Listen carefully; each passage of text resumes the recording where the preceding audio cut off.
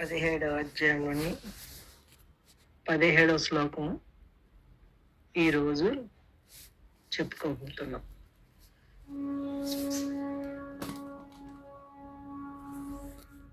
నిన్నటి వరకు మనకి శారీరక, వాచిక, మానసిక తపస్సుల గురించి మనం చెప్పుకున్నాము. ఇప్పుడు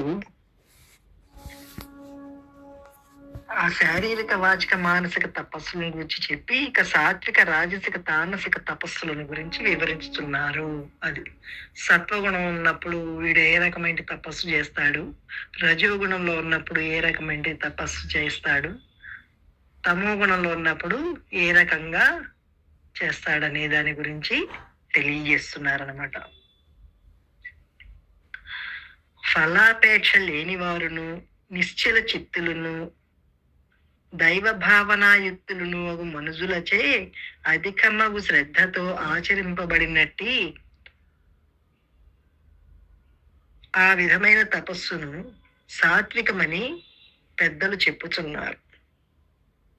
అది సత్వగుణాభివృద్ధి కలిగినటువంటి వాడి మానసికము వాడు ఎలా చేస్తాడు తపస్సు అంటే చెప్తున్నారనమాట. శ్రద్ధగా అంటే సాధన, తీవ్ర సాధన చేస్తాడు. భక్తి, శ్రద్ధలు అన్ని మెండుగా ఉంటాయి అన్నమాట. అవన్నీ మెండుగా ఉంటేనే కదా వాడికి వైరాగ్యం కలిగేది. ఇహమూత్ర ఫలభోగ విరాగము అంటే ఇహలోకంలో ఉన్నటువంటి సుఖాల యందు గాని, పరలోకంలో ఉన్నటువంటి సుఖాలు గాని ఇవేమీ నాకు వద్దు, నాకు మోక్షమే కావాలి, మోక్షం తప్ప ఇంకేమీ వద్దు. మళ్ళీ శరీరం వచ్చిందంటే దుఃఖమే. ఇక్కడ శరీరం రాబట్టి కదా ఇన్ని కష్టాలు, దుఃఖాలు, ఈ రకమైనటివి. అసలు శరీరమే రాకుండా ఉండాలంటే ఏం చెయ్యాలి? నాకు శరీరం రాకూడదు అనుకుని దానికి సంబంధించినటువంటి ఈ సత్వగుణాన్ని అభివృద్ధి చేసుకుంటాడు. సత్వగుణాన్ని అభివృద్ధి చేసుకోవడం అంటే దైవ సంపదని అలవర్చుకుంటాడు, మంచి లక్షణాలను అలవర్చుకుంటాడు. శాస్త్రం చెప్పినట్లు ఏవి చేయాలో అవి చేయడము, ఎలా మాట్లాడకూడదో అలా మాట్లాడకుండటం, ఇవన్నీ చేస్తూ భగవంతుని యందు భక్తి శ్రద్ధలతోటి నిశ్చల చిత్తం కలిగి చేస్తాడనమాట. అంటే మనసు ఎప్పుడు పక్కకి వెళ్ళకన్నగా నిరంతరం మంత్రానుష్ఠానం ఏకధాటిగా జరగాలి అంటే ఈ సత్వగుణం అభివృద్ధిగా బాగా మెండుగా ఉన్నప్పుడు మాత్రమే నిరంతరం ఏకాగ్రతగా చేయగలడు, ఆ ఏకాగ్రతలో నిలవగలడు అనమాట. ఆ విధంగా చేసేటువంటి తపస్సుని సాత్విక తపస్సు అని చెప్పేసి అంటారని చెప్తున్నారు అనమాట. శ్రద్ధయా అను పదమునకు పరయాను విశేషమును చేర్చుట వల్ల సామాన్య శ్రద్ధ చాలదనియు మిక్కుటమైన శ్రద్ధ లేక ఉత్తమమైన శ్రద్ధ అవసరమని విదితమగుచున్నది. మరి శ్రద్ధయా పరయా అని ఇక్కడ చెప్పారండి. శ్రద్ధ అంటే మామూలు ఏ పని చేయాలన్నా వాడికి శ్రద్ధ లేకుండా ఏ పని చేసినా అది సక్రమంగా జరగదు కదండి. ఇప్పుడు ఇంట్లో వ్యవహారం చేస్తున్నాము, వంట చేస్తున్నాము, ఎంతో శ్రద్ధగానే చేయాలి వాడు. కానీ ఈ జ్ఞాన మార్గంలో ప్రవేశించిన తర్వాత ఆ వంటలో చూపించినటువంటి శ్రద్ధ కంటే కూడా ఇంకా అధికమైన శ్రద్ధ. అంటే నాకు ఇది తప్ప ఇంకేమీ వద్దు, మోక్షం తప్ప ఇంకేమీ వద్దు, జన్మరాహిత్యమే కావాలి, ఇక్కడ ఏ రకమైన వీటి వల్ల ఏ రకమైన ఉపయోగం లేదు అని వాడికి బాగా అకుంఠిత దీక్ష అని చెప్పేసి చెప్తాను చూడండి. అట్లాగా శ్రద్ధ మామూలు శ్రద్ధ కాకుండా అత్యధికమైన శ్రద్ధతోటి వాడు చేస్తాడనమాట. ఉత్తమమైన శ్రద్ధ. ఇక్కడ ఏ రకమైన ఫలాపేక్ష లేకుండా చేస్తాడు.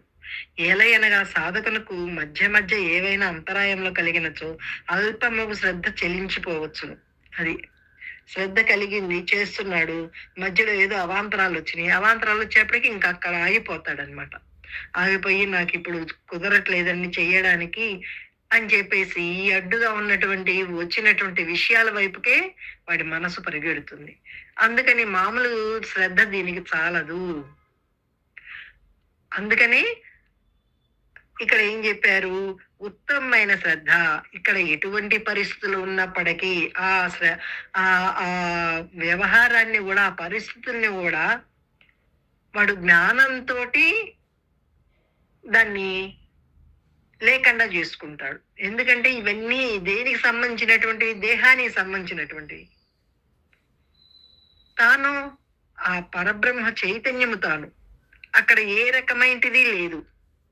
ఆ పరమాత్మ స్థితిలో ఏముందండి? ఏమీ లేదు. శరీరం నే అనుకున్నప్పుడే కదా ఇవన్నీ కూడా వాడికి కలుగుతున్నాయి.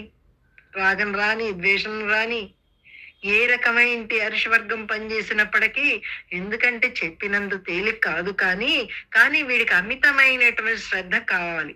భగవంతుని యందు అధికమైన శ్రద్ధ కలిగి ఉన్నప్పుడే నిశ్చల మనస్సుతో వాడు ఆ ఏకాగ్రతగా మంత్రం చేయగలడనమాట. అలా చేస్తేనే గాని వాడు ఆ మోక్షాన్ని పొందుతాడు. లేకపోతే గనక మధ్యలోనే ఆగిపోతాడనమాట.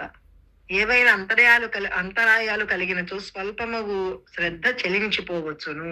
ఆ అంతరాయాల వల్ల, ఆ పరిస్థితుల వల్ల కుంగిపోతుంది. ఏమనండి, నేను సాధన చేస్తున్నాను కానీ నాకు ఇంకాస్త కష్టాలు ఎక్కువ అవుతున్నట్లున్నాయండి, అందుకని నాకు చెయ్యాలనిపించట్లేదండి అంటాడు వాడు. కానీ కష్టమైన, నిష్టమైన ఈ శరీరానికి ఏది జరగాలనుందో ఈశ్వరీతి ప్రకారం దీని కథలో ఎప్పుడు ఏది జరగాలనుందో అదే జరుగుతుంది అనేటువంటి ఈశ్వరుడి మీద ఉన్నటువంటి అత్యధికమైన భక్తి, నమ్మకము ఈ పరిస్థితుల్ని వాడు ఎదుర్కొనగలుగుతాడు. దీని శరీర గతంలో ఏమేం చేసిందో అవే కదా ఇప్పుడు వచ్చేది.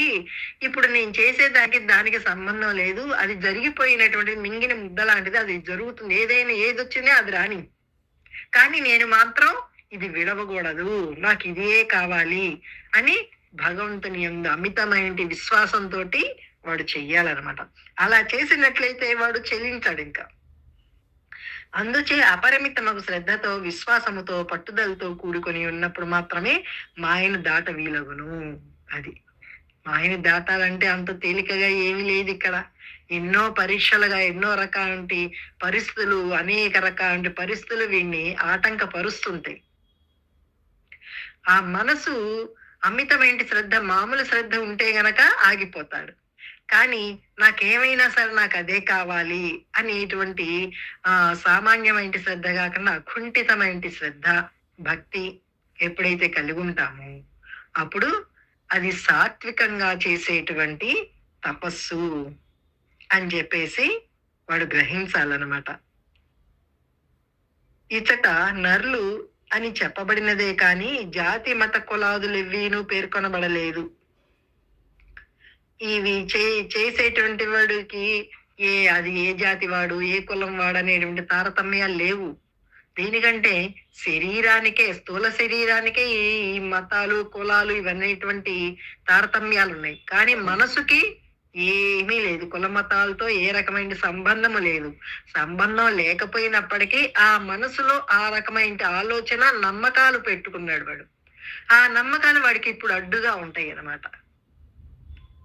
అకుంఠితమైన శ్రద్ధ లేకపోయినట్లయితే అది వాళ్ళకి కాబట్టి కుదిరిందండి, వాళ్ళ ఇంట్లో అందరూ సహకరిస్తారు కాబట్టి కుదిరింది, మనకెక్కడ కుదురుతుందండి, మనం చేయలేమండి, మనకు కుదరదు, ఏదో మనకి తెలిసినటువంటిది, మనకు వచ్చినటువంటిది ఇది చేసుకుంటూ పోవడమేనండి అని ఎన్నో రకాలుగా ఆ మనసు వీటిని ఆటంకపరుస్తుంది అనమాట. అందుకని ఎప్పుడైతే శ్రద్ధాభక్తులు భగవంతుని యందు అమితంగా ఉండి చేస్తుంటాడో వాడు ఆ మంత్రానుష్ఠానాన్ని ఆపకండగా చెయ్యగలడు. అంటే ఆ ఏకాగ్రతలో ఎంతో శ్రద్ధతోటి చేస్తూ ఉంటాడు. ఇవన్నీ వస్తే రాని, వస్తుంటాయి, పోతుంటాయి. అది ఎవరికైనా శరీరగతానుసారంగా ఏవైతే రావాలనుందో వస్తుంటాయి. దానికి నేను వాటి యందు శ్రద్ధ చూపిస్తే అవి చూడండి, కొద్ది నొప్పి ఉందనుకోండి, నొప్పి నొప్పి నొప్పి అంటున్నాం అనుకోండి, నొప్పి పెరిగిపోతుంది.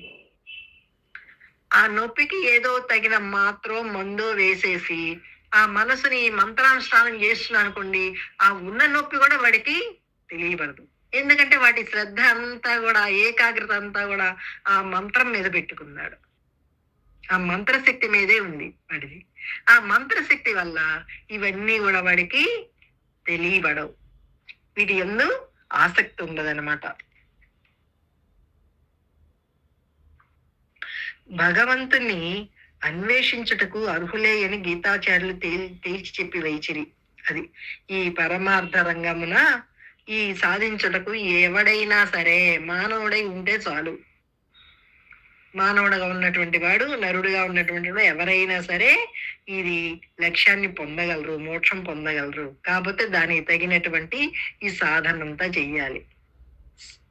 ఈ సాధనంతా చేస్తేనే గాని వాడికి మోక్షం పొందగలడు అని చెప్పేసి చెప్తున్నారు. భగవంతునితో ఆత్మతత్వంతో పరమార్థ సాధనతో కూడిన కలవారు ప్రాపంచిక దృశ్యజాలముతో కూడిన కూడిక తగ్గించుకొని భగవద్ధ్యానాపరులై ఉండువారు నిశ్చల చిత్తులు యుక్తులు అనబడుదురు. ఎప్పుడండి వీడికి మనసు స్థిరంగా నిశ్చలంగా ఉంటుంది అంటే భగవంతునితో కనెక్ట్ పెట్టుకొని ఉండాలి. ఎప్పుడు కూడా విషయాలతోటి, మనుషులతోటి, ఇక్కడ మనుషుల ప్రవర్తనలతోటి, వాడు అలా చేశాడు, వీడు ఇలా చేశాడు, అలా మాట్లాడాడు, వీటితోటి కనెక్ట్ కాకుండా ఇవన్నీ కూడా నశించిపోయేటువంటివే. వీటి గురించి నా జీవితాన్ని, నా మానవ జన్మ వృధా చేసుకోకూడదు, నా కాలాన్ని వృధా చేసుకోకూడదని ఆ కాలం ఎంత విలువైనటువంటిదో గ్రహించి ఎప్పుడూ కూడా మనసుని పరమాత్మ యందే స్థితం చేసుకోవాలి వాడు. ఆ భగవతత్వంతో ఎప్పుడైతే కనెక్ట్ పెట్టుకుంటుంటాడో నిరంతరం, అప్పుడు మనసు నిశ్చలత్వం పొందుతుంది. లేకపోతే మనసు నిశ్చలత్వం పొందదు. భగవద్ధ్యానాపరులయ్యుండు వారు ఈ దృశ్య ప్రపంచంతో కలయిక తగ్గించుకొని, అందుకే నిస్సంగత్వం అని చెప్పేది. వారితో కలయిక కలిగి ఉంటే సంగమం అంటారు. దాంతో కలయిక లేకుండా ఉంటే కనుక నిస్సంగం అంటారు. అందుకే అసంగ శస్త్రైన దృఢైన చిత్వ అని మనకి 15వ అధ్యాయంలో చెప్పారు. అసంగం, ఈ ప్రపంచంతో అసంగం కలిగి ఉండు, భగవంతునితోటి సంగమం పెట్టుకో. అంటే భగవద్ ధ్యానం ఎప్పుడైతే చేస్తుంటామో నిరంతరము, ఆ భగవంతు విషయాలే చదవడము, వినడము, దాని గురించే మాట్లాడుకోవడము, ఆ భగవంతుని యొక్క వైభవము, సర్వత్రా ఆ భగవత్ శక్తి ఎలా వ్యాప్తి చెందింది, ఆ భగవత్ శక్తి వల్లనే ఇక్కడ ఇదంతా కూడా ఇలా జరుగుతుంది. ఏది ప్రవర్తన చేయాలన్నా, ఏది కదలిక కావాలన్నా ప్రతిదానికి అదే శక్తి ఆధారం అని ఆ భగవంతుని యొక్క వైభవాన్ని గుర్తించి గ్రహించి ఆచరణలో పెట్టుకోవాలి. ఎప్పుడు దాంతో కనెక్ట్ పెట్టుకుని ఉండాలన్నమాట. అందుకే భగవద్ధ్యానాపరులయ్యుండు వారు, ఎప్పుడు నిరంతరం భగవంతుని ధ్యానించేటువంటి వారు ఆ మనసు నిశ్చలత్వం పొందుతుంది. ఎప్పుడు ఆయనతో కనెక్ట్ పెట్టుకుని ఉందనుకోండి, భగవంతుడు అంటే ఏమిటి, అక్కడ నిరామయం, నిర్గుణం, నిర్వికారం, అక్కడ ఏమీ లేవు, ఏ శబ్దము లేదు, ఏ ఆకారము లేదు, ఏ రకమైన స్పందన లేదు, నిశ్చలంగా ఉండేటువంటి స్థితి పరమాత్మ స్థితి. ఆ స్థితిగా వాడి హృదయం ఉంటుందన్నమాట, వాడి మైండ్ అలా ఉంటుంది. దీనిని బట్టి సాత్విక తపస్సును ఆచరించు వారు 3 సద్గుణములు కలిగి ఉండవలనని తేలుచున్నది. అవి ఏవి అనినా వారు పరమ శ్రద్ధతో కూడి ఉండవలను. మామూలు శ్రద్ధ ఇక్కడ సరిపోదు.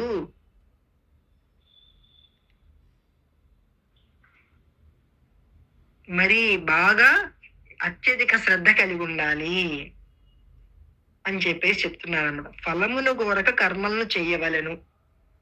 చేసేటువంటి పనులు ఎలా చెయ్యాలి, ఏ రకమైన ఫలితాన్ని ఆశించకుండా చెయ్యాలన్నమాట. నిశ్చల చిత్తము లేక భగవద్ధ్యాన పర్వతము కలిగి ఉండవలను.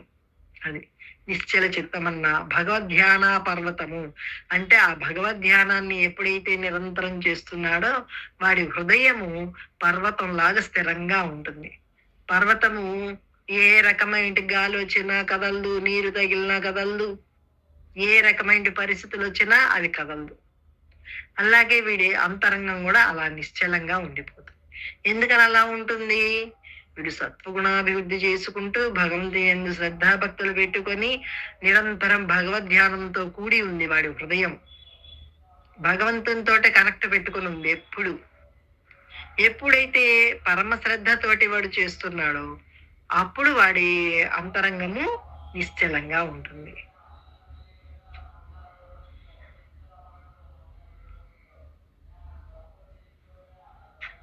పైన తెలిపిన ఇట్టి ఉత్తమ స్వభావము కలిగి పైన తెలిపిన త్రివిధ శారీరక, వాచిక, మానసిక తపస్సులను ఆచరించుచో అది సాత్విక తపస్సు అనబడును.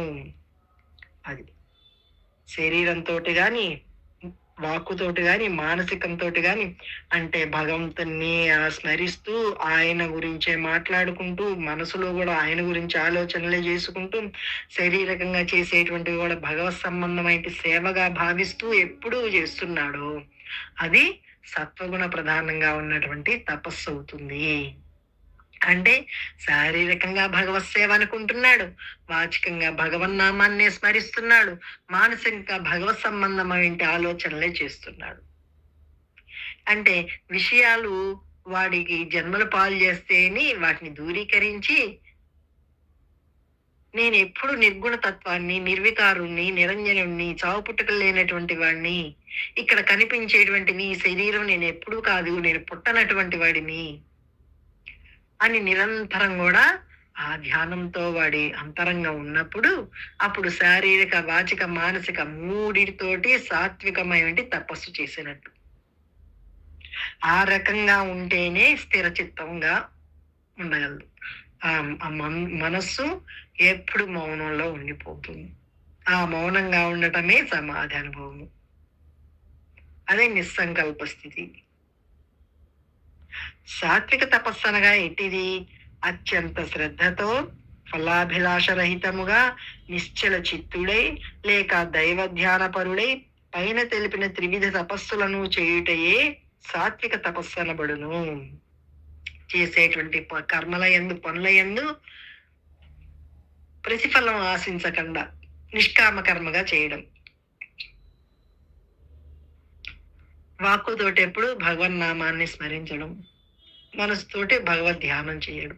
ఈ మూడు ఎప్పుడు సత్వగుణ సంబంధమైనగానే ఉండాలి. అలా ఉంటే గాని వాడు త్వరితంగా సమాధిలో నిలవగలుగుతాడు.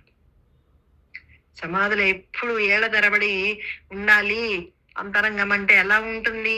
ఇవన్నీ అలవాటైతే గాని నిశ్చలంగా ఉండదు. రాజసిక తపస్సును గురించి చెప్పుతున్నారు. ఇతరుల చేతాను సత్కరింపబడవలనని, గౌరవింపబడవలనని, పూజింపబడవలనని డంబముతో మాత్రమే చేయబడు తపస్సు అస్థిరమై అనిశ్చితమైనట్టి ఫలము గలది, లేక చపలమైనట్టి రూపము గలది. ఈ ప్రపంచమున రాజసిక తపస్సు అని చెప్పబడినది. అది చూసే వాళ్ళ కోసం, అమ్మో అమ్మాయి అంత ధ్యానం చేస్తుందండి, ఎన్ని గంటలు చేస్తుందండి, ఎప్పుడు దేవుడి దగ్గర రోజు గుడికి వెళ్తుందండి, లేకపోతే రోజు ఏదో ఒక రకమైన దైవ గ్రంథమే చదువుతుందండి చెప్పుకోవడం కోసం, నలుగురి కోసం డాంబికానికి పోయినటువంటిది రజోగుణ సంబంధమైనది తపస్సు అవుతుంది అని చెప్పేసి చెప్తున్నారన్నమాట. దేనికంటే వీటి వల్ల, ఈ రాజసికమైన తపస్సు వల్ల నలుగురు మంచిగా చెప్పుకుంటే చెప్పుకోవచ్చు కానీ వాడికి అంతరంగంలో శాంతి ఉండదు. ఎందుకంటే హృదయంలో భగవత్ సంబంధమైన నిష్ట లేదు, అక్కడ నిర్మల చిత్తం లేదు, అక్కడ కోరికలతో కూడినటువంటి. ఎందుకంటే వాడు నన్ను పొగడాలి, వాడు నన్ను గుర్తించాలి. పొగడటం కూడా కాదు, నేను ఇవన్నీ చేస్తున్నానని వాడు గుర్తించాలి.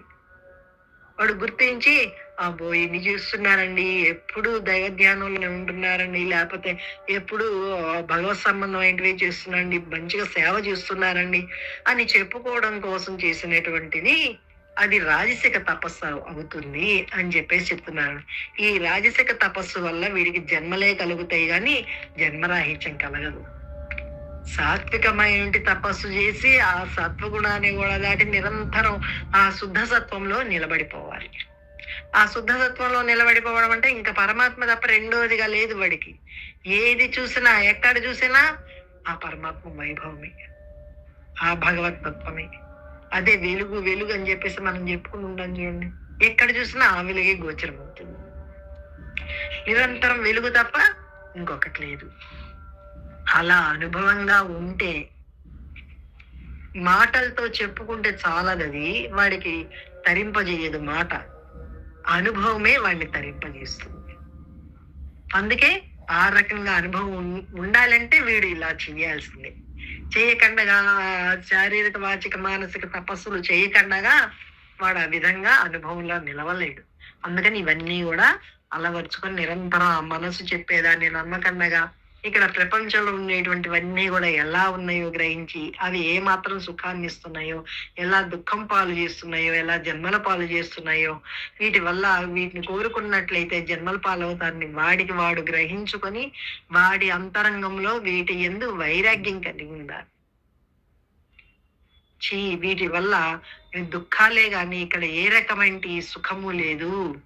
క్షణిక సుఖాలే గాని ఆ సుఖానికి లోబడిపోయామా జన్మలు, మళ్ళీ గర్భనరకం.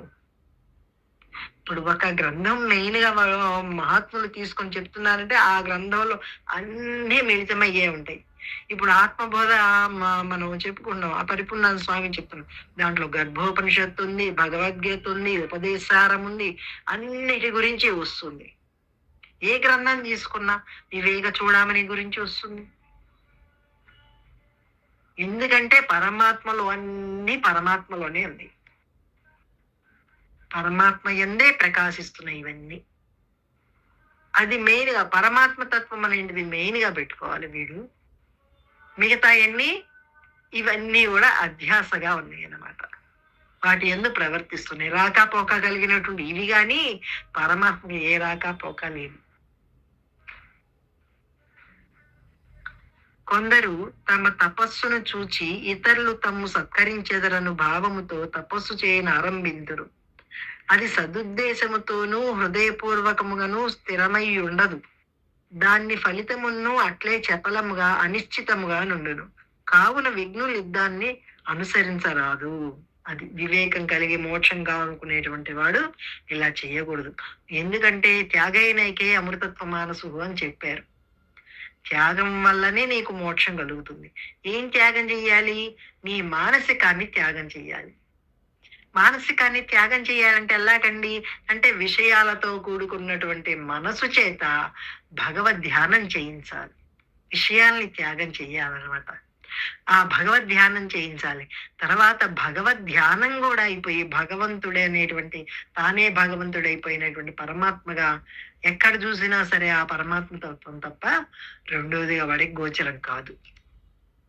అలా ఉన్నప్పుడు కదా మోక్షం అంటే, అప్పుడు కదా జన్మరాహిత్యం అంటే, అప్పుడు కదండి శరీరం రాకుండా ఉండడం అంటే. మళ్ళీ ఏ కొద్ది ఉన్నా మళ్ళీ శరీరం వస్తుంది.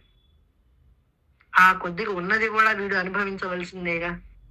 ఎందుకంటే శరీరం నేను కాదు, బ్రహ్మలాంటి జ్ఞానంతో ఉండి కూడా ఉంటూ కూడా ఆ సంస్కారాలు జన్మల అనేక జన్మల్లో ఉన్నటువంటి సంస్కారాలు వాసనలు బలీయంగా వాడి చేత ఇవి చేయించినప్పుడు వాటి తగినటువంటి ఫలితాన్ని వాడు అనుభవించాలి.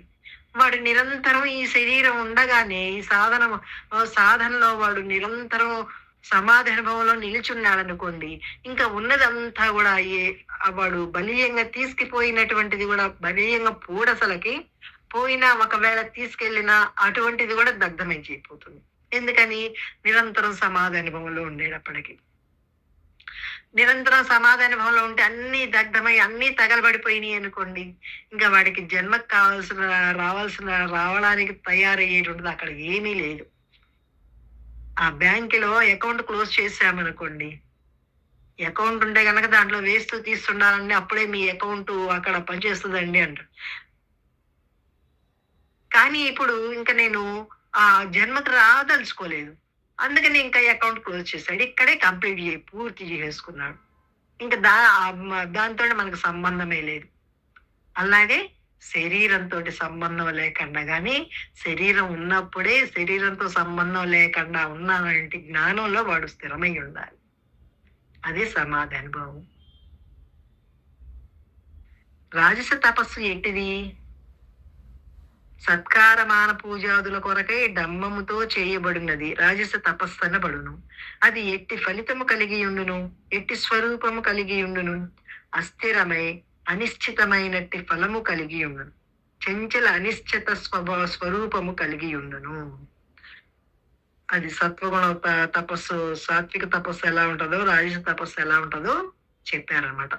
ఇప్పుడు తామసిక తపస్సుల గురించి చెప్తున్నారు.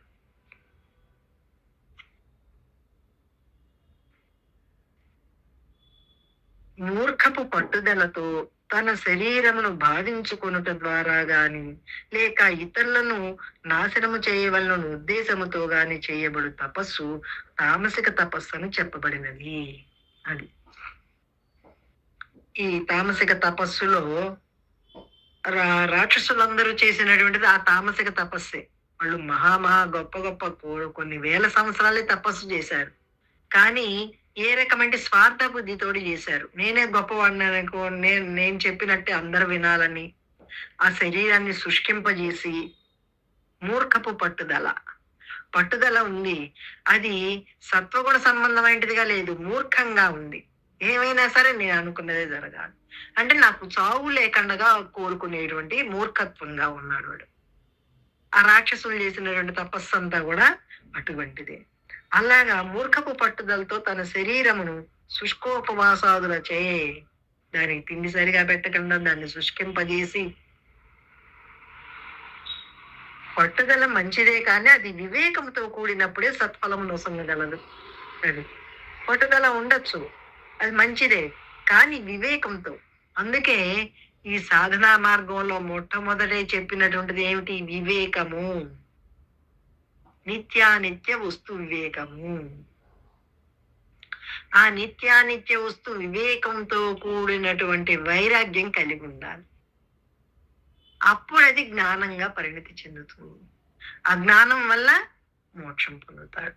అంటే ఒకదాని తర్వాత ఒకటి వెంటనే అన్ని వస్తాయండి అంటే వెంటనే రావు. వీడి పట్టుదలని బట్టి, వీడి సాధన బలాన్ని బట్టి, వాడి ప్రయత్నం తీవ్రంగా ఉన్నట్లయితే వాడికి అన్నిటి యందు వైరాగ్యం కలుగుతుంది.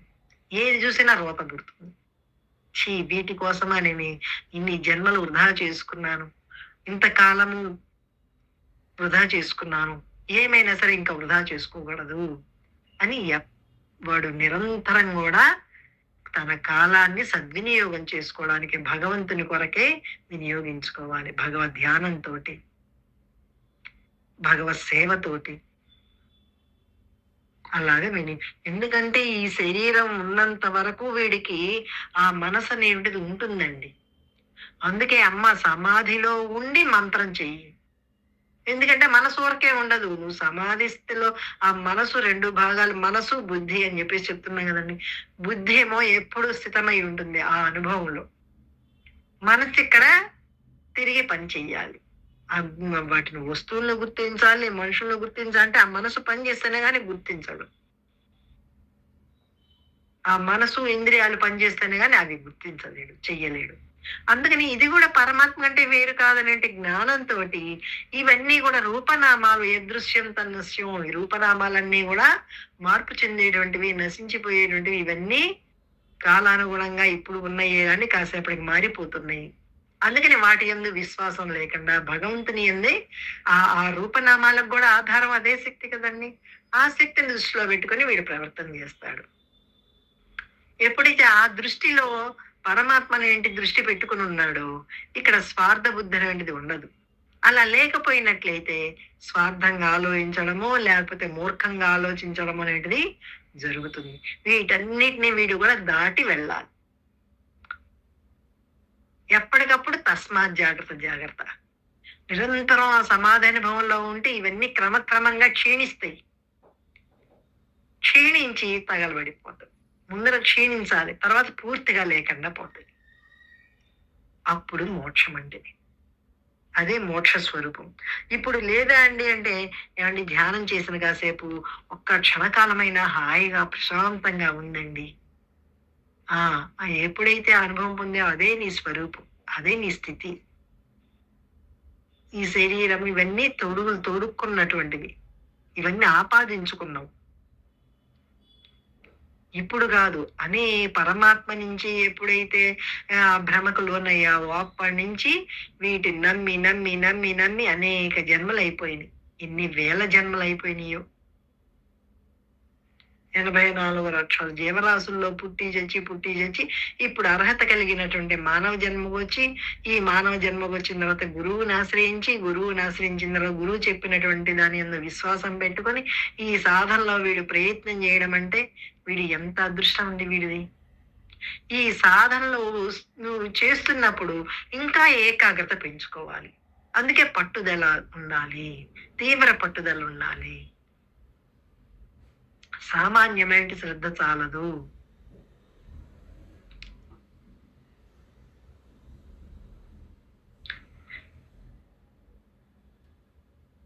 మూర్ఖపు పట్టుదలతో పట్టుదల మంచిదే కానీ అది వివేకంతో కూడినప్పుడే సత్వము నొసంగును. మూర్ఖపు పట్టుదల వల్ల ప్రయోజనం లేదు. అది పట్టుదల ఉండటం మంచిదే, అది వివేకంతో కూడుకుని ఉండాలి. ఆ వివేకంతో కూడుకుని ఉన్నదనుకోండి, ఆ వివేకం వల్ల వాడికి యుక్తి కలుగుతుంది లోపల. గురువు చెప్పినటువంటి అనుభవము, గురువు చెప్పినటువంటి వాక్యము, శాస్త్రం చెప్పినటువంటిది తన వివేకంతోటి వాడికి ఎప్పుడైతే ఆ యుక్తితోటి అనుభవం కలుగుతుందో ఈ మూడు ఏకమవుతాయి. ఆ మూడు ఒకటిగానే ఉంటుంది. అప్పుడు సరైనటువంటి పద్ధతిగా వాడు ప్రయాణం చేస్తున్నట్టు. కొందరి మూర్ఖపు పట్టుదలతో శుష్కోపవాసాదుల ద్వారా తమ శరీరమును బాధించుకొనుచు తపస్సు చేయుదురు. తపస్సు గాని ఉపవాసము గాని మంచివే, అయినను కొంత వివేకమును వానికి జోడించినప్పుడే అవి శోభించును. లేకున్నా మనుజుడు వక్ర మార్గమున జను ప్రమాదము కలదు. అట్టి వివేకము లేని కారణము చేతనే కొందరు ఇతరులను నాశనమునర్చుటకు గాని తపస్సు చేయుచుందరని ఇట చెప్పబడినది. ఈ మూర్ఖపు తమో గుణ సంబంధమైన తపస్సు, దీని వల్ల మనకి కొంతమంది చూడండి చేతబడులు చేస్తారనో లేకపోతే ఏదో ప్రయోగాలు చేస్తారనో ఏదో చెప్తుంటారు ప్రపంచంలో. అవన్నీ వాళ్ళు ఆ శక్తిని, భగవత్ శక్తిని ఈ మూర్ఖపు పట్టుదలతోటి వివేకంతో మోక్షం కోసం ప్రయాణం చేయకుండా ఇతరులను నాశనం చేయడం కోసం వీడు వినియోగించుకుంటాడు. శక్తిలో ఏ దోషము లేదు. వీడి ఆలోచనలో, వీడి సంస్కారంలో, వీడి వాసనలో, వీడి చేసేటువంటి పనుల్లో ఆ కల్తీ ఉందన్నమాట. ఆ కల్తీ వల్ల ఏమవుతుంది, అక్కడ వాడు చేసే దాని వల్ల వాడు మోక్షం పొందక జన్మల పాలవుతున్నాడు, ఇక్కడ ఎదుటి వాడిని కూడా బాధిస్తున్నాడు. అది ఇంకా ప్రమాదం కదండి వాడికి. అందుకని ఈ తామసికమైన వాడు అలా చేస్తాడు అని చెప్పేసి చెప్తున్నారు.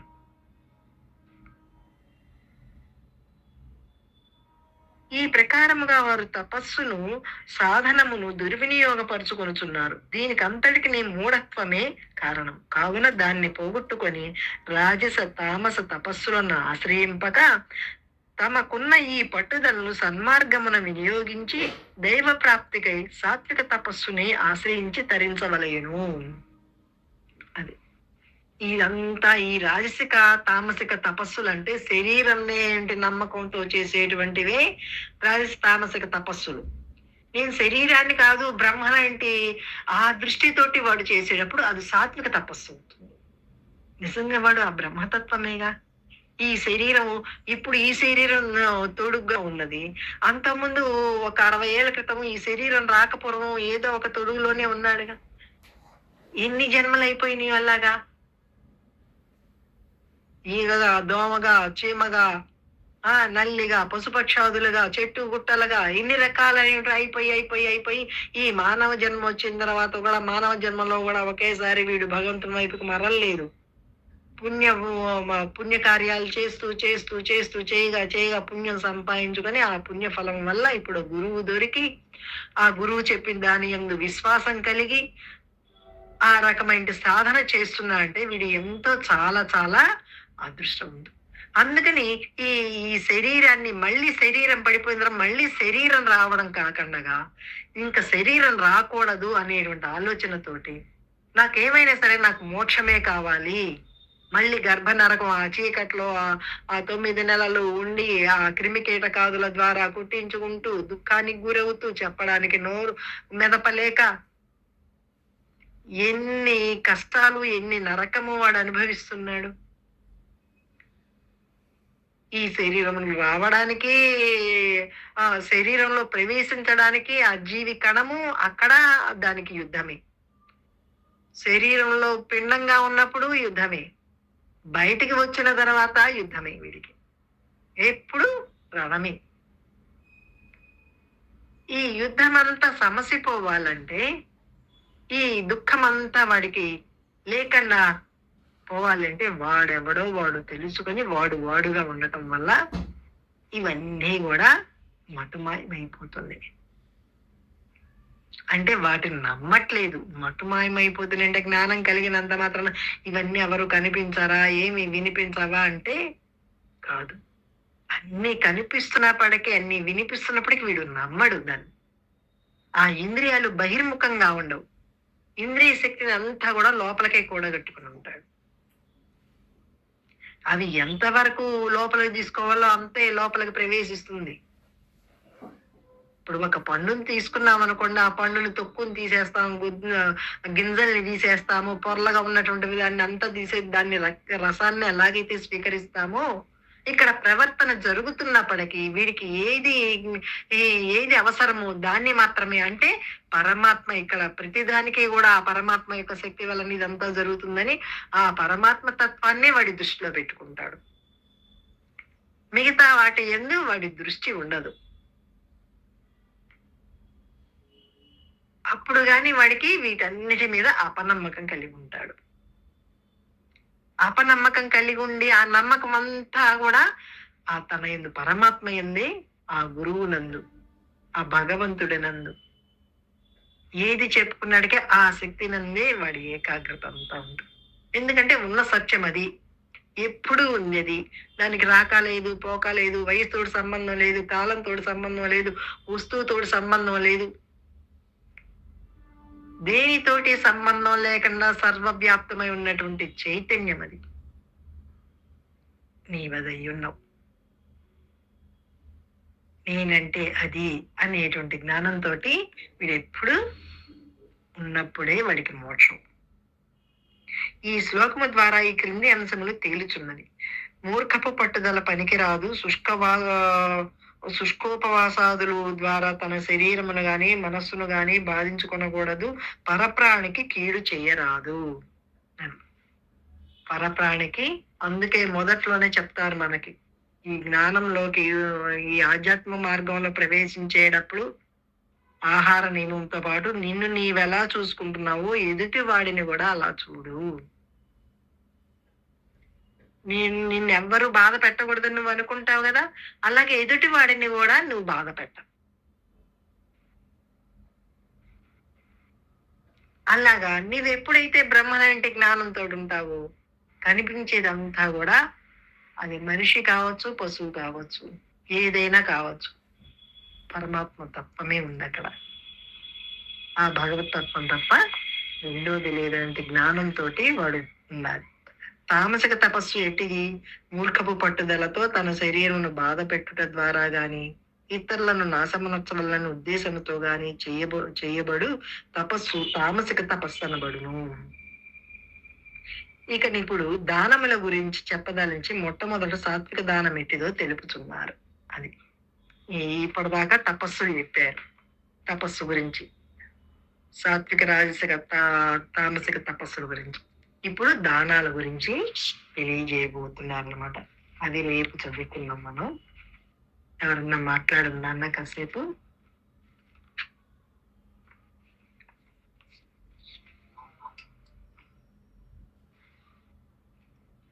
సరస్వతి మాట్లాడినానా?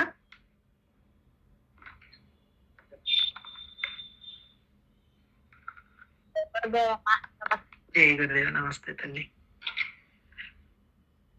అమ్మ దగ్గరికి వెళ్ళారమ్మా. అమ్మ ఎలా ఉన్నారమ్మా? అమ్మ ఎంత తేజంగా, ఎంత తేజవంతురాలిగా, ఎంత ఆనందంగా, హాయిగా, చక్కగా నవ్వుతూ, చక్కగా అన్ని చక్కగా బోధ చేశారు. వీడియో గానీ ఫోటో గానీ ఏం పెట్టలేదండి నాన్న? వీడియో కాల్ చేస్తానంటే అమ్మ వద్దులే అన్నారు. కాదు నాన్న, ఫోటో అయినా తీసుకు పెడతావు కదా. మా అబ్బాయి నేనేమో ధ్యానంలో కూర్చొని అమ్మ మాట్లాడుతుంటే సమాధిలోకి వెళ్ళాను. మా అబ్బాయి తీరా ఫోటో అన్నా తీలా. అదేలే. తర్వాత మళ్ళీ తీయలేదు. సరే అమ్మ, అందరికి ఆశీస్సులు చెప్పారు. మాత్రం విడవకుండా చేయండి అమ్మ అన్నారు. బాగా చక్కగా మాట్లాడారు. బాగున్నారు అమ్మ కూడా. ఉమ్.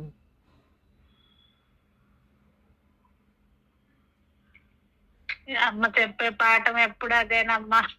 ఈ జగత్తులోకి వస్తేనే ఏది నమ్మినా జన్మ వస్తుంది. ఏది నమ్మకుండా చేసుకోండి అమ్మా. అందరూ బాగుండాలని నేను కోరుకునేది అని అమ్మ పదే పదే చెప్తున్నారు. ఆ తల్లి మన గురించి ఎంత తపన పడుతున్నారు అనేది బాగా నాకు అర్థమైంది. ఆ శక్తి అంతా ధారపోస్తున్నారు. మాటలతో, చూపులతో, అన్నిటిలో ఆ శక్తి బాగా ప్రసరిస్తుందని బాగా అనుభవంగా తెలుస్తుందమ్మా. ఉమ్. ఇక్కడ ఏది నమ్మటే అన్ని జన్మకు పాలవుతారమ్మా. ఏది నమ్మకుండా చేసుకోండి. శరీరంతో అన్ని చేయాలి, మానసికంగా అంతా ఇది నిజము కాదని ఆ ఎరుకతో చేసుకోవాలి. అన్ని కర్మలు అన్ని చెప్తున్నారమ్మా.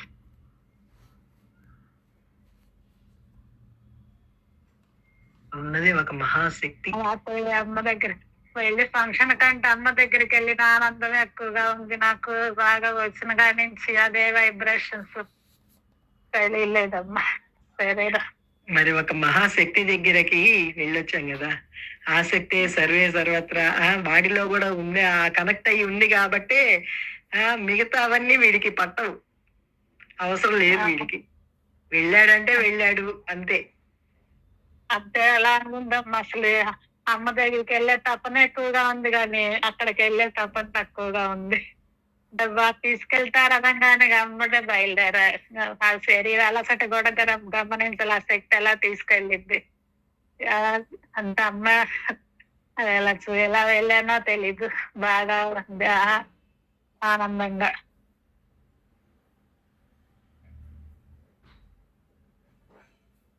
ఆ మంత్రం మాత్రం విడవకండి అమ్మా అని చెప్తున్నారు పదే పదే.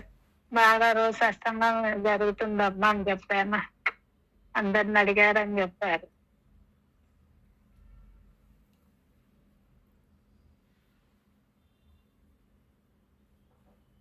హైదరాబాద్ వెళ్తే చాలు, అమ్మ దగ్గరికి వెళ్ళాలని తపన ఎక్కువ అయిపోతుంది. అమ్మని చూడాలి, అమ్మని చూస్తే తృప్తి, ఏంటో ఏళ్ళు చెప్పలేని ఆనందం అక్కడికి వెళ్తే. ఆనందం.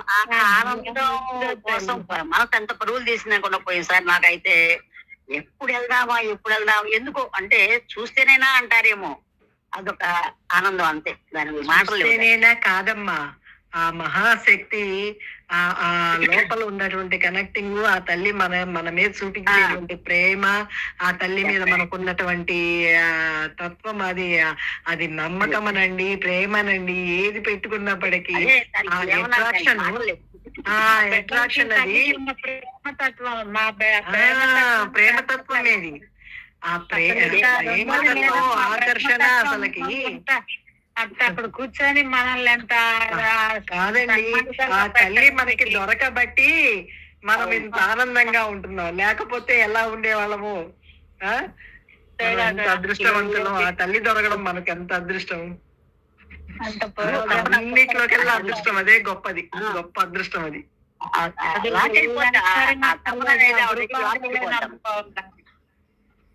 ఇక్కడ అన్ని శాశ్వతమైంది ఏది లేదు. ఆ గురుపాదాలు ఒక్కటే, మా తల్లి చెప్పిన మార్గం ఒక్కటే శాశ్వతమైంది.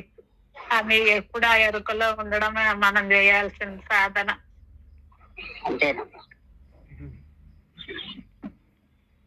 అక్కడికి వెళ్తే సాధన కూడా తెలియటల్లా. ఏదో మౌనం అడగాలన్నది ఒకటి, అక్కడ జరిగేది ఒకటి. ఆ తల్లి ఆ చూపులతోటనే అంత మరిపిస్తున్నారే అనిపిస్తుంది.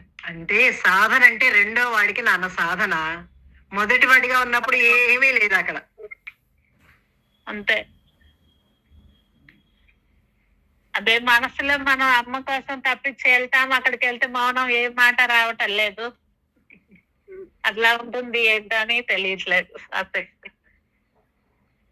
అమ్మ ఇక్కడికి వచ్చినప్పుడు పాఠం చెప్పిన తర్వాత మాట్లాడండ్రా అంటే ఎవడు మాట్లాడేవాడు? ఎవడు అసలుకి ఆ నోటి నుంచి ఒక్క మాటన్నా వచ్చేదా? లేదు, వాడు ఆ మనసే లేకుండా పోతుంది ఆ గురు సన్నిధిలో. ఇంకా ఎవడు ఒక మాట కూడా మాట్లాడేవాళ్ళు కాదు, మళ్ళీ అమ్మే మాట్లాడేవాళ్ళు. ఎందుకంటే మనం మాట్లాడకపోయినా మనకి అంతరంగంలో ఏ ఉన్నాయో ఆ తల్లికి తెలుసు కాబట్టి ఆ తల్లే మళ్ళీ మాట్లాడేవాళ్ళు. మనకు అనుకున్నది ఆ సమస్య తీరిపోతుంది. ఉన్నది అమ్మ చెప్పిందని సమాధానం కరెక్ట్ అయింది అనుకోని ప్రశ్న లేదు లేదు అక్కడ. అమ్మ చెప్పిన దానిలో మనం అనుకున్నది కరెక్ట్ అయిపోయింది అనుకొని ఇంకా అలా నమస్కారం చేసుకోవటం రావటమేనమ్మ. ఏదో తెలియని ఆనందంగా ఉంది నిన్నటి నుంచి. అసలు వాడి స్వరూపమే ఆనందం నాన్న.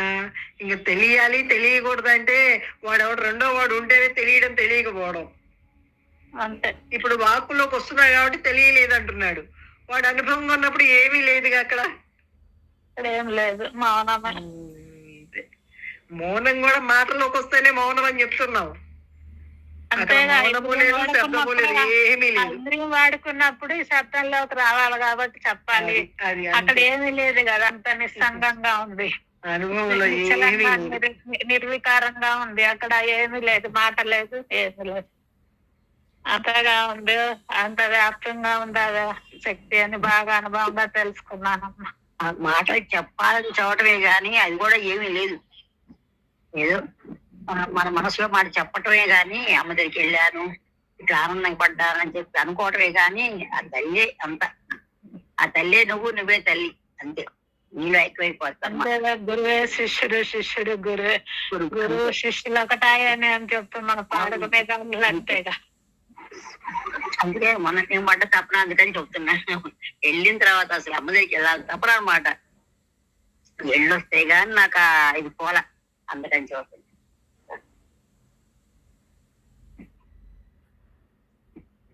మౌనమే అంత, అక్కడ ఏమి లేదు అన్న.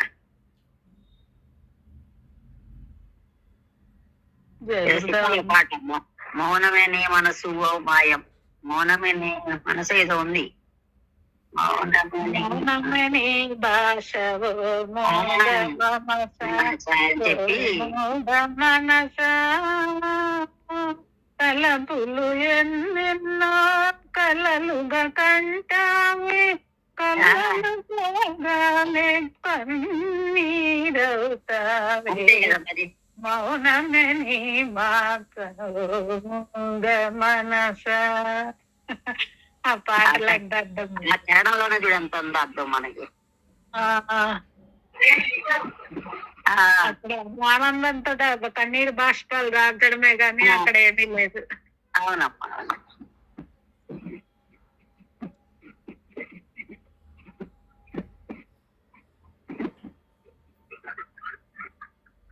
అందరూ చక్కగా మంత్రం చేయమన్నారమ్మా. అందరికి ఆశీస్సులు చెప్పారు. జయ గురుదేవ.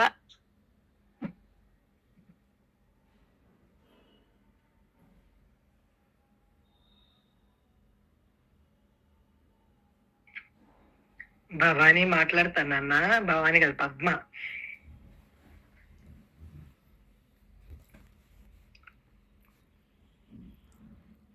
పద్మ బయటికి వెళ్ళింది, ఇప్పుడే వచ్చాను నేను. పద్మ తీసుకెళ్ళి. జయ గురుదేవ తల్లి.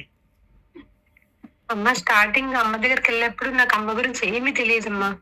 వెళ్ళాను, అక్కడ కూర్చున్నాను, అమ్మ మాట్లాడుతుంది. నాకు ఆ మాటలు కూడా క్లారిటీగా అర్థం కాలేదు అసలు. అటువంటిది కొంతసేపు అయ్యాక నా మనసులో ఏముందో అమ్మ మొత్తం చెప్పేసేసిందమ్మా.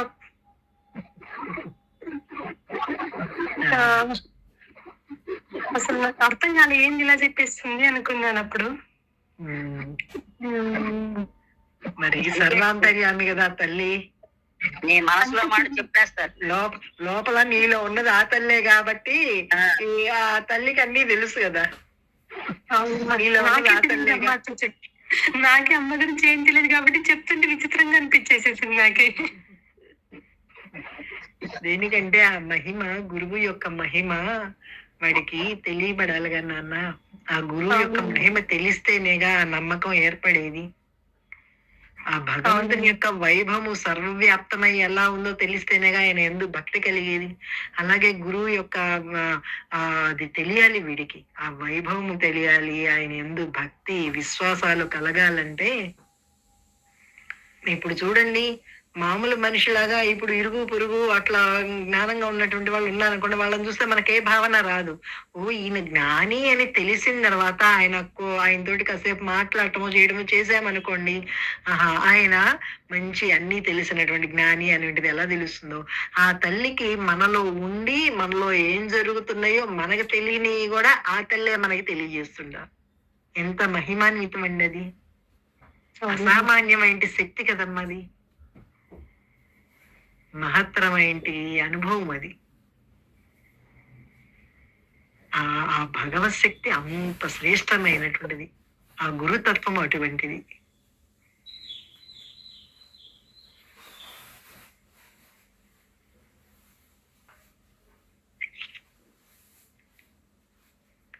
ఇంకా మాట్లాడినా అంతేలేమ్మా, ఇంకేం లేదు. ఇంకెవరన్నా మాట్లాడండి. జై గురుదేవ.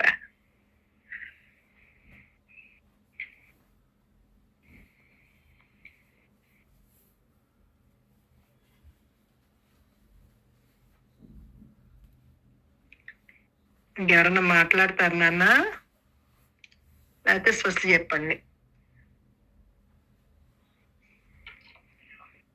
అమ్మ చెప్పినట్లుగా ఆ నామాన్ని విడవకండగా, కనిపించేదాన్ని నమ్మకండగా, ఆ మనసు చెప్పేదాన్ని నమ్మకండగా, ఎప్పుడు మంత్రం ఏకధాటిగా జరిగే విధంగా ఎవరికి వారు వారి లోపల చూసుకుంటుండండి. దేనికంటే గురువు చెప్తారు, కానీ ప్రయాణం చేయవలసింది, ఆ ప్రయత్నం చేయవలసింది వీడే కదా, ఎవడికి వాడే కదా. వాడంతట వాడు ప్రయాణం చేసి వాడు అనుభవం పొందితే అది స్థిరత్వం వస్తుంది. ఆ గురువు చెప్పారు, శాస్త్రం చెప్పింది, నువ్వు శరీరాన్ని కాదురా, ఇటువంటి శరీరాలు ఎన్నో అయిపోయినాయి. ఆ జన్మ అప్పుడు ఆ శరీరాలుగా ఉన్నప్పుడు వాటితో ఉన్నటువంటి సంబంధంగా కలిగినటువంటి బంధువులేరి చుట్టాలేరి అది ఎలా ఇప్పుడు ఒకటిదో ఇది కూడా అంతే ఒకటిదే. ఇది తాత్కాలికమైనటిదే. దీన్ని నమ్మినట్లయితే నష్టపోతాము, జన్మల పాలవుతాము. ఆ రకంగా వాడు శారీరకంగా, వాచికంగా, మానసికంగా 3 విధాలుగా కూడా వాడు శుద్ధత చెందాలి. అందుకే మనసు నిర్మలం కావాలంటే మంత్రంతోటే నిర్మలమవుతుంది. ఇంకో మార్గం లేదు దానికి. మనసు నిర్మలమైతే గాని జ్ఞానంలో స్థిరత్వం రాదు వాడికి.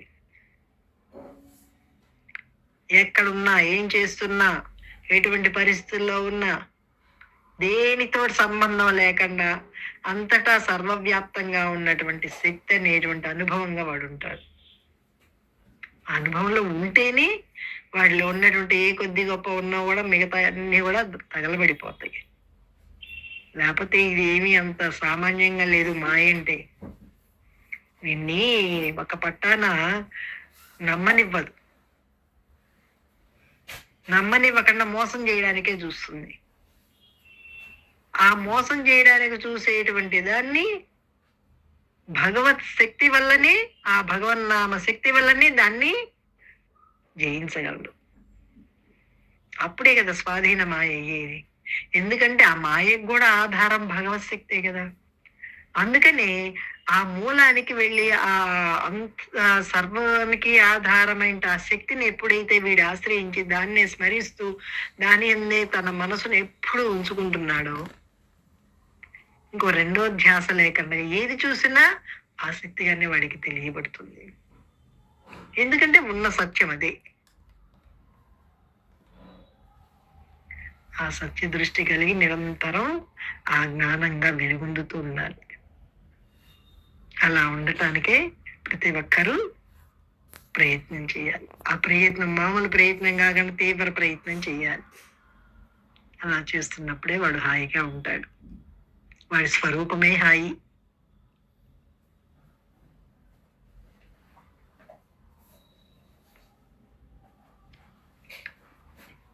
స్వస్తి చెప్పండి నాన్న. మాట్లాడతా అమ్మా. ఏం లేదు, అదే సరస్వతి చూసొచ్చి చెప్తుంటే ఎంత ఆనందంగా ఉందోనమ్మా. చూసినట్టే అనిపిస్తుంది. ఆ చెప్పటంలో కూడా అసలు ఎంత అమృతంగా చెప్పిండు. అమ్మని చూసి ఆ అనుభవం అది చాలా బాగుందమ్మా. అమ్మే కళ్ళ ముందు కనపడుతున్నట్టు అనిపించింది అలా చెప్తుంటే. చాలా ఆ ప్రేమతత్వం అన్నిట్లో తొణికిసలాడుతుంది. వాడు అనుభవంగా ఉన్నప్పుడు అన్నిట్లో తొణికిసలాడుతుంది. దృష్టిలో, వాక్కులో, ప్రవర్తనలో. అది మాటలకు అందండి కదమ్మా. ఎప్పుడు ఆ తల్లి మన చూపులో మనం అంతకుముందు వాళ్ళ అజ్ఞానంలో ఉండేటప్పటికి తెలియట్లా. ఇప్పుడు జ్ఞాన మార్గంలోకి వెళ్ళేటప్పటికి ప్రతిదీ ఆ శక్తి ద్వారా, ప్రతి ఇంద్రియాల ద్వారా శక్తి బాగా ప్రసరిస్తుంది అని బాగా తెలుస్తుంది. నా అమ్మ నువ్వు వెలుగు. భలే కాంతిగా ఉన్నారు. నిన్న మాత్రం అమ్మ ఎప్పుడు లేదు నిన్న బాగా అసలు ఆనందం. ఎప్పుడన్నా ఒకసారి కొంచెం నలతగా ఉన్నాయి సార్, ఎందుకు బాగా కాంతిగా ఉన్నారు. బాగా అసలు లేదు నాన్న, ఎప్పుడు కాంతిగానే ఉన్నారు. వీడు ఎదిగే కొద్దీ ఆ కాంతిని గుర్తిస్తున్నాడు. వీడు అనుభవంగా గుర్తిస్తున్నాడు అనమాట. ఇప్పుడు నాకు రాత్రి బాగా అమ్మ ఎక్కువ కాంతిగా కనిపిస్తుంది. చెప్పండి స్వస్తి.